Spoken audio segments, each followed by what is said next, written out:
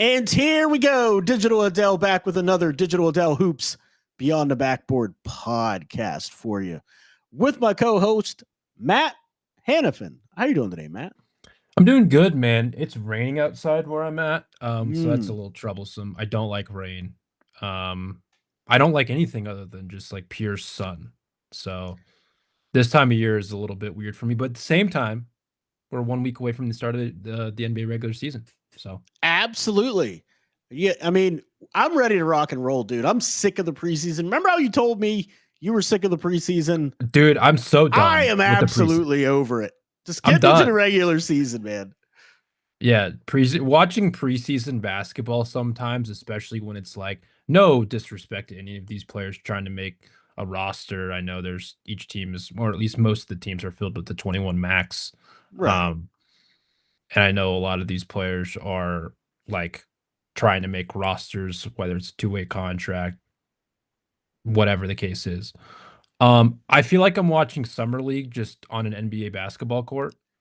That's exactly And what it felt like last night watching the Miami Heat play. It well, felt like I was yeah, watching Summer League. yeah, like it's fun watching them compete because it's obviously, they're trying to get a job. And so Yeah, it's not like they're no. going to try or whatnot, but like the, Right. the quality of basketball Not isn't good. isn't as good objectively. And again, Mm-mm, like it's just preseason's not my good. time Not to as watch. good. It's just not good. They Right. shot But 10% from three last night. well, the Heat are like an entirely separate story. Um, So that I bad, dude. really don't want to get into. But like just in general, like most of these players are trying to get jobs and so they're competing, but like I Right. feel like I'm watching summer league basketball with a couple of, end of rotation players and like kind of mixed in there for at least half of the game. And like you really only need to watch the first half or like the first 2.5 quarters or whatever to really see the guys that you want to see, unless you want to see some of these like second round picks or whatever, which is perfectly fine. Obviously, you and I do this show. Like we love watching those guys play, but everyone else on like Exhibit 10 contracts, it's like, okay, like Yeah, the see, that's the where I quality start isn't as getting into a good. little bit of trouble. After the second round picks, when we start getting into the Exhibit Yeah. 10 guys, the guys destined for the G League all year, it's a rough watch. But the good news is we're very, very close to the regular season. So as we So start close. So wrapping up close.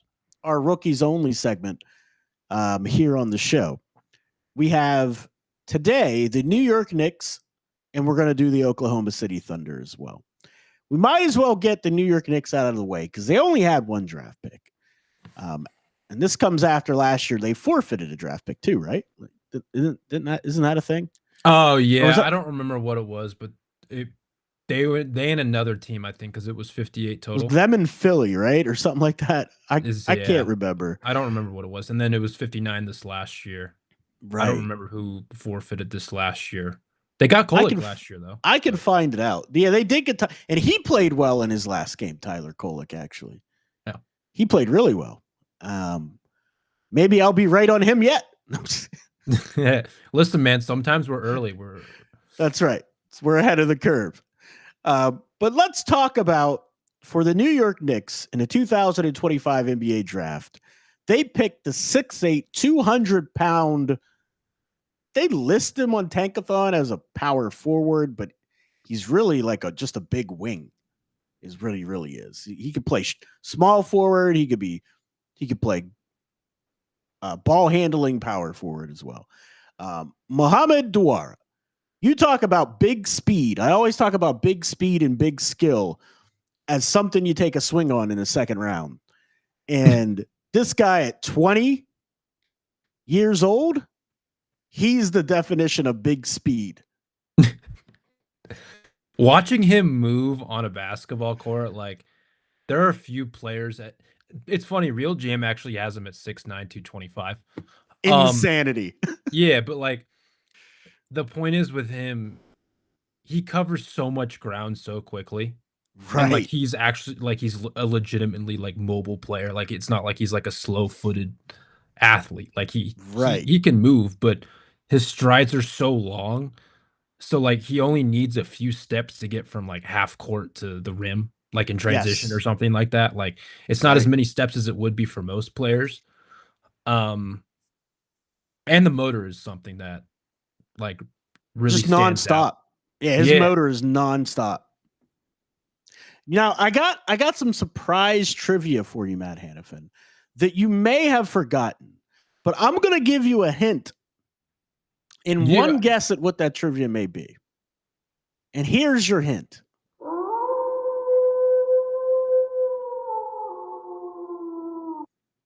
So there's your hint. And here's the question. Who did the New York Knicks trade Mohamed Duara to get him? Who did they trade to get him? It's Kobe Sanders. That's it. You didn't have to Nevada's give me the own. hint. I knew that. Nevada's own Kobe Sanders. Matt had him number 1 on his draft board, was traded for Mohamed Duara. And actually, I think they're very similar players in a lot of ways, although they're different also in a lot of ways. I think they're also very similar because Kobe Sanders is a very big ball handling guard. He's a very big guy. Mohamed Duara, very big wing, but also ball handling, very fast, unlike Kobe Sanders. Very fast. Yeah, Kobe isn't super fast.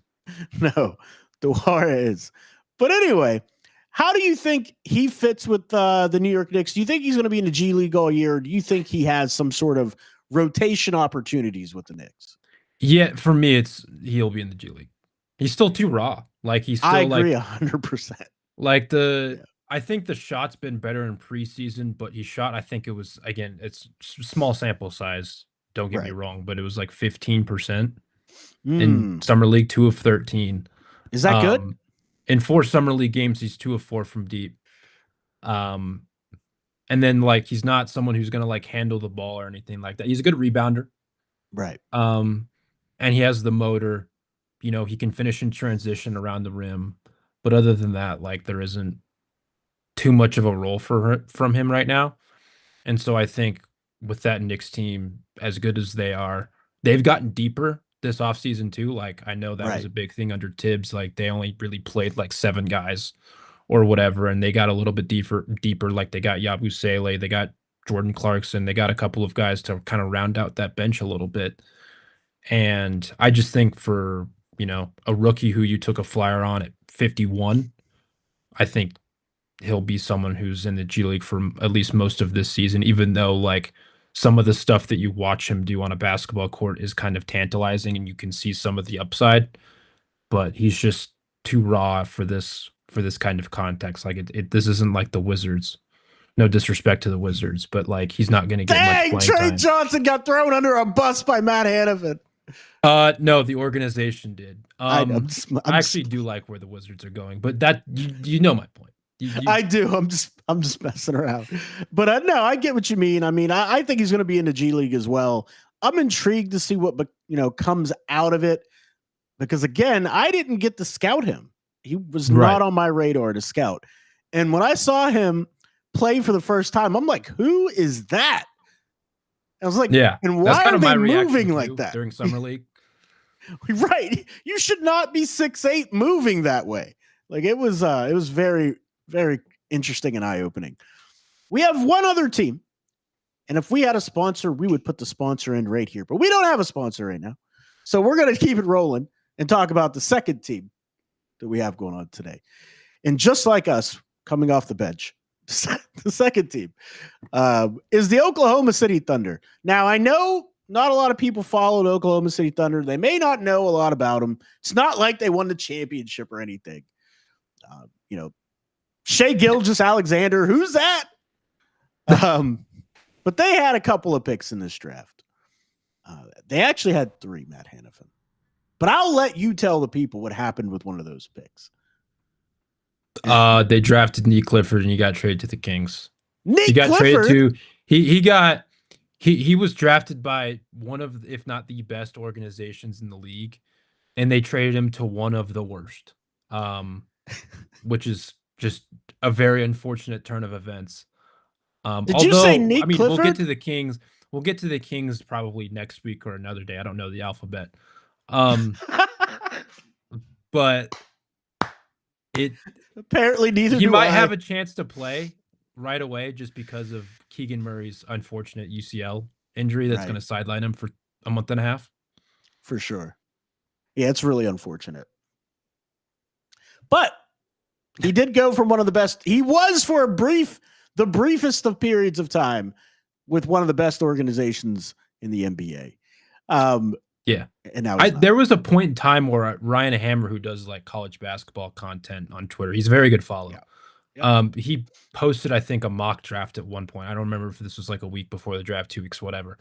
He had Neat going to OKC, and I remember like subtweeting being like, "This is just terrifying."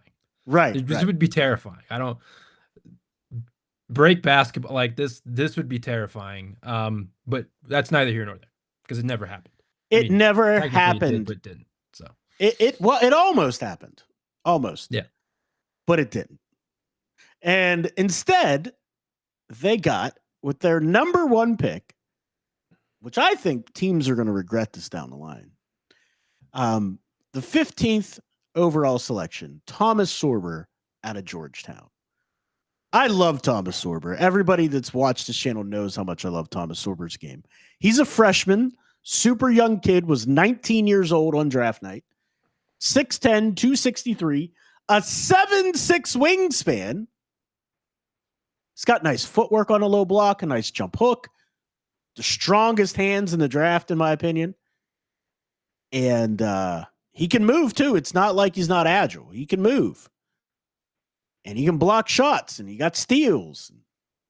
And he got hurt. And he's out for the season, which is unfortunate. And it's a little worrisome for me because he got hurt at Georgetown. And it was his foot. And now I forget what he hurt in it was unrelated to the foot. It was an ACL. An ACL, but still. Yeah. It's a little worrisome to me. A little worrisome. But I still think some teams are going to regret drafting Derek Queen, Noah Osingay, Colin Murray Boyles before Thomas Sorber. You mean to think that the Pelicans won't regret trading their unprotected first-round pick to get Derek Queen? I don't know what the Pelicans are doing, but that's for another show. Stay tuned for Thursday. I think they will regret that big time. I mean, that fit with him, he just does not fit with that team. It doesn't make any sense. Zion, Misi, Queen? Okay. I mean, he'll make a good backup power forward. Because they have another big, don't they? Yeah, they got Kevon Looney. They signed him in the offseason. That's why Misi doesn't start, because they have Kevon Looney. It doesn't make any sense. But this isn't about the Pelicans. Champion. Wait, he was a part of all 3 runs, right? 2-time champion. NBA champion Kevon Looney. NBA champion Kevon Looney. I don't remember how many championships he won with Golden State. I want to say he won. I know he won the one in 22. Let me actually look this up for curiosity purposes, even though we're just completely sidetracked. I mean, we're down the weeds on this one. He won all 3. So Thomas Sorber's per 36 to get us back on track. 16.7 points, 9.7 rebounds, 2.3 blocks, 2.8 assists, which is key because he's got a very good feel for the game, passing the basketball, and 1.7 steals. I really liked where that kid was headed. I liked where his jump shot was headed. It's just really unfortunate, but he couldn't have landed in a better spot to take the year, and get healthy and not have to worry about the pressure of an organization needing him to play right away. What are your thoughts? Like, this is the second straight year where the Thunder have had a player miss their entire rookie season with a torn ACL. Right. It happened with Topic last year. It's happening with Sorber this year. And it's another one of those things where it's like, I think in both instances, it's not really going to affect their team or their rotation or anything like that. Cause you still have Hartenstein, you still have Chet. Yep. While I do think Sorber's importance to the Thunder in the next 2 or 3 years will be greater than Topic's, because I think at some point they're probably going to have him be Hartenstein's heir apparent, right? If Hartenstein leaves or whatnot, because I think he's obviously much older than Chet, but I think he's going to be like he's the long-term starter, or at least I think that's their plan. I don't that can obviously change in a season or two depending on what happens or whatever. Right. Um but I think that's their long-term plan, and so I think he's more important to Topic, more important than Topic is in terms of how the Thunder backcourt shapes out. Yeah. But it's still very unfortunate because on draft night, it was just like, oh my God, like of course the Right. Thunder are gonna they get this guy who again, as you mentioned, I really don't have to add much more, but like incredibly strong. Obviously, missed the final. I think it was like 8 games with a foot injury. But incredibly good low post scorer. I think he's gonna be a better shooter as time goes on. The defensive, like his coordination, like specifically his hand-eye coordination. He's a little bit undersized, but at the same time, he doesn't play like that. Not at Um, all. Not at all. he's he's blocks shots at an incredibly high level, rebounds, does all the little things you want, and so like I think there's definitely going to be a spot for him in the NBA if he stays healthy. It is unfortunate. Like I know that I just mentioned that the foot injury that he had, and then the ACL injury, which I believe was suffered in a workout. Right. They're unrelated, but it's always nervous. It worrisome when especially a guy who's 6'10", Right. let alone anyone. They suffer a foot injury early in their career, or at least in his collegiate career, and then immediately follows that up with a soft tissue injury that's going to sideline him for the season. Like that's For those two sure. back to back, really Yep. those two at all, but those two back to back especially, it's just very worrisome. That doesn't mean that he's going to be, injured his entire career, but let's hope for like I honestly hope that's not the case, but I think that is like a yellowish, orange-ish flag. That's right. If there's It's any not a Cooper flag, but it's a yellowish orangish flag. yeah, if you're like not necessarily a red flag, because again, like I want to see what he looks like when he comes back from this, which unfortunately won't be a year from now or until a year from now. But it is kind of a yellow-ish, orange-ish flag, Right. And I agree and with I you. hope he's able to recover from that. I just want to see him on the court. What does that look like in an NBA setting? Yeah, Like we never saw him in summer league. We never saw him in summer league. We haven't seen him in preseason. I just want to see what it looks like. But the Oklahoma City Thunder did have another draft pick. They got one more. And that is the young man out of Northwestern. And he's not that young. He's like 23, no. Almost 24 years old. And that is Brooks Barnhizer. NBA body, man. Dude's got an NBA body. He's got a motor that doesn't quit. Hustles, does all the dirty work. And I think that's why they traded for him instead of Neek, man. I think the fit, what they needed somebody who didn't need the ball in their hands. They needed somebody that was going to do all the dirty work and be a glue guy. And that's Barnhizer.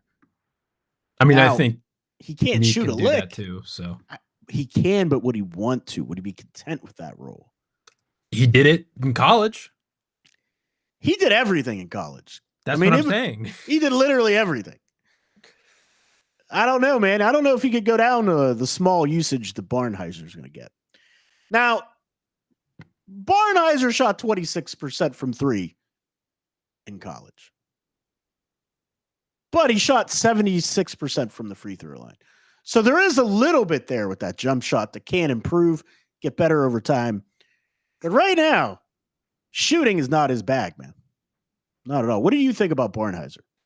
Just looking back, his senior season, I think, was cut short due to injury, if I can recall correctly. Yeah, shot 26.6%. His junior season, shot 34.8% on 3.5 attempts. He's a career 31% three-point shooter. That's going to have to improve. And then in summer league, he shot just 25% from three, albeit he shot 42.9% from three in 3 summer league games in Salt Lake. Again, we're talking like just microscopic samples. I don't even reference stats from Salt Lake City. I feel like Salt Lake City is like the warm up to summer league. It's like, right, it is. And then in preseason so far. Again, this is like such a small sample that it's really not worth considering all that much. 4 of 7 Right. from deep. He does the little things like the thing with him that stood out specifically in summer league, but just throughout his like collegiate career, and then obviously in preseason, how many deflections he creates Oh my goodness. defensively, I think is something that really stands out. Obviously, that's something that they prioritize, and that's like as they should. His rebounding is good. I think his 2-point percentage finishing around the rims like solid. Uh, he doesn't really turn the ball over. He doesn't make like those kinds of mistakes. To your point earlier, he doesn't really need the ball in his hands to like impact a game. Right. That And I know I've said this a lot with some of these second round picks, and I'm going to say it with him again. I just don't think he plays that much as a rookie. Like he's on a 2-way contract, so like there's a clear path for him to play, right. but I just don't think he's going to be playing all that much because of how stacked that team is. Yeah, that's I true. just That's a don't good point. I don't know how much like there's going to have to be a couple injuries here and there, and he might get some like garbage time minutes, but like real rotation minutes I just don't think is there, even though there's, whether it's in Oklahoma City or elsewhere, there's a place for him. No, I agree with you. I like what he does, though. I like the fact that he's not a ball stopper. He's not a great facilitator, but he'll make the right pass every single time. So I think if they call on him and need him, he can be productive in his role. But I don't think they're going to need to call on him. And when they do call on him, he'll be surrounded by like Shea. That's correct. Like what? Case and Wallace. Yeah, just Isaiah sit out Joe. there and look pretty. Like that's really, like you don't really need to do much when those guys are on the floor with you. That's what makes Oklahoma City such an awesome team. Is like Shea, Right. J-Dub, Chet. You know, we saw Wiggins last year, Dort, Yep. Casey Wallace, like all these contributing pieces, Hartenstein, like they're just so loaded, and it's just like anyone who you call upon, I think, like if he does get called upon, obviously he's doing something right. Right.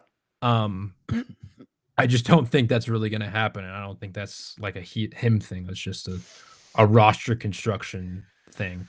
Right. It's just you're on a stacked championship team. Yeah, there's really not much of an alley for him to get competitive playing time.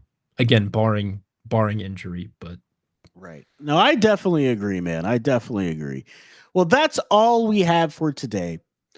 Don't forget to like and subscribe here on YouTube. If you're driving into work and you want something to listen to, tell your friends. Download our podcast or stream it. You don't have to download it. You can stream it. Apple Podcasts, Spotify, anywhere podcasts are found.